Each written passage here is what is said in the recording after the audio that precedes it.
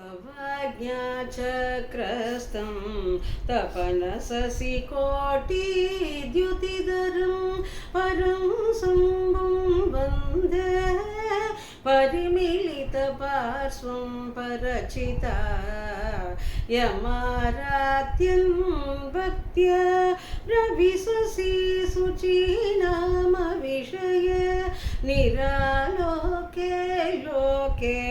निवसति हि बालोकभुवने विशुद्धौदे सुध स्फटिकविशतं व्योमजनकं शिवं सेवे देवीमपि शिवसमान व्यवसितं ययोकान्त्या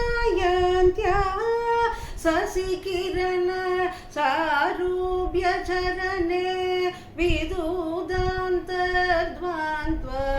विलसति सकोरीव जगति समुन्मीलत् संवेद कमलमकरं दैकरसिकं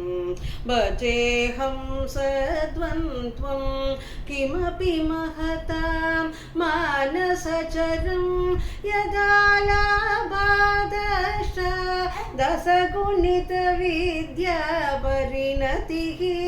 यदा दत्ते दोषात् गुणमखिलमद्यपयैव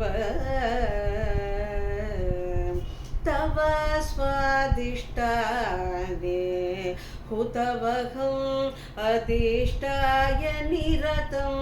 तमीडे संवदं जननी महतीं ताञ्च समयं यदा लोके लोकान् दहति महसि क्रोधगलिते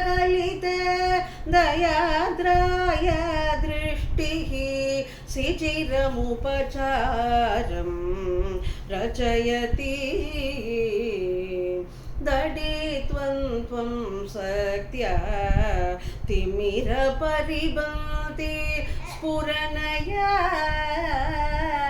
स्फुरन्नानारत्नाभरण परिणदेन्द्रधनुषं तव श्यामम् एकं कमपि मणिपूरैकचरणं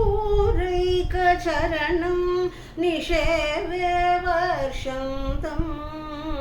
हरमिहिरदत्तं त्रिभुवनम्।